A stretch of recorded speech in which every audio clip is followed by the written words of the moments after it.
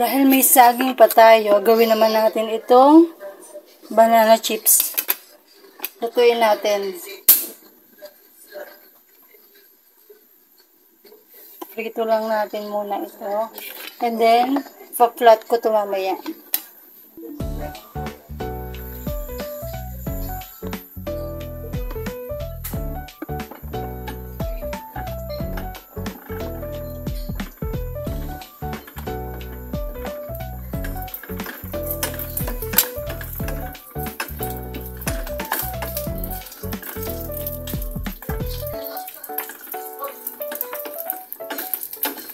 Parang isasangkot siya ko muna. Then, mamaya ipa-flat natin.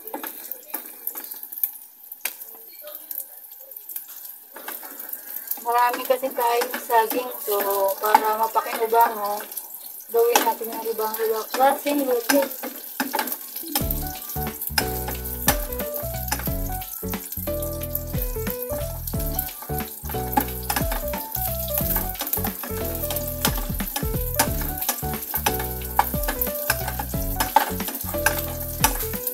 Sa prito, lagyan mo muna natin sa isang lalagyan.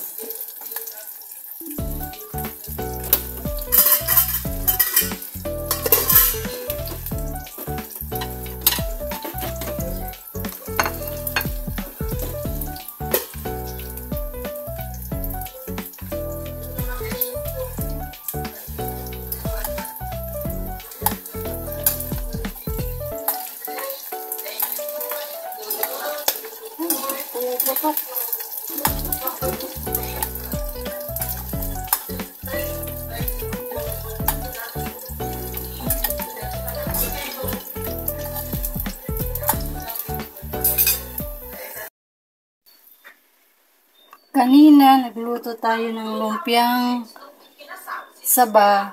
Ngayon naman, subukan natin gumawa naman ng chips. Yan. Didik-dikin ko lang to.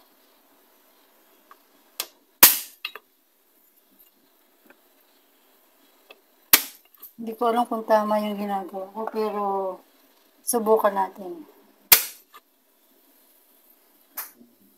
Kasi piprito ko to.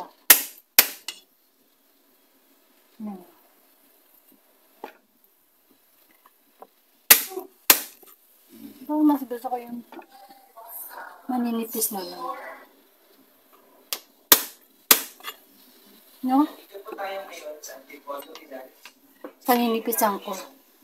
Yung iba, pinitpit ko kung po pwede yun. Tapos yung iba naman, hiniwa-hiwa ko ng maninipis.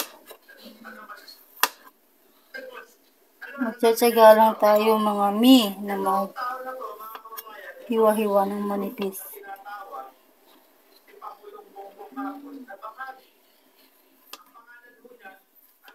So, tingnan natin kung ano magiging result nito.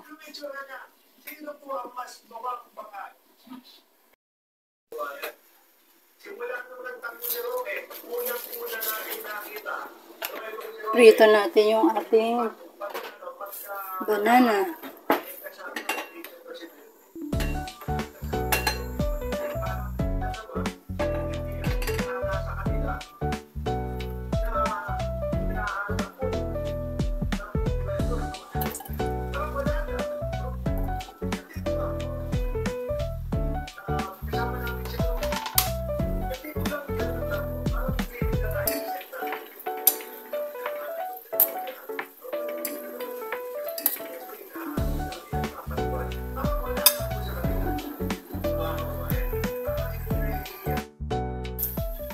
Ayan viewers, pakita ko sa inyo yung ating naprito na banana chips.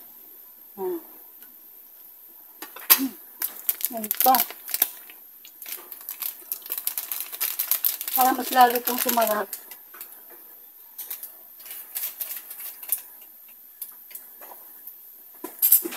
Lagyan natin ng cheese powder.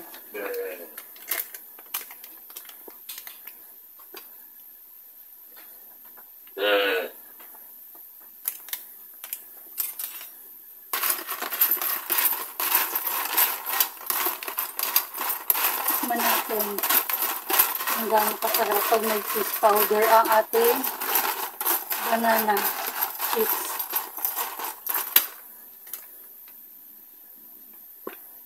Tikman mo nga natin. Ang sarap! Malito? Ito. Malito? Uulit ka pa. Okay.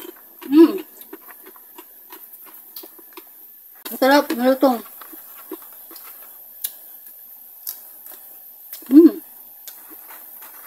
Narinig niyo, viewers? Gaano kalutong? Sarap.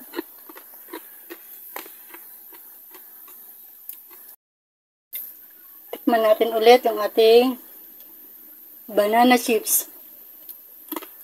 Malutong. Nice! Kanina, di ba yung niluto natin? Saba na lumpia. Lumpiang saban. May ulam ka na. Ngayon naman, may snack ka. Wow! Sarap. Yan, viewers. Na-enjoy ng family ko yung aming lumpiang saba at saka yung aming banana chips. So, hope na-enjoy nyo ang panonood sa akin. Salamat! Subscribe naman dyan. Mami Ice Vlog. Bye!